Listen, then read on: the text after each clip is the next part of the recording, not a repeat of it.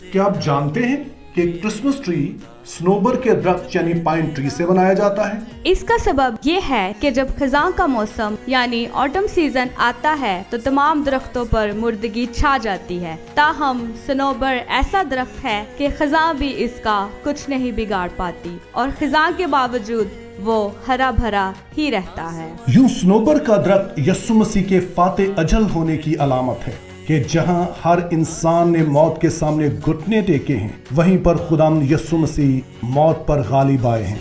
यूं Christmas tree Hayate अब्दी की अलामत है जो यस्सु मसीह की सूरत में मुजस्सम हुई।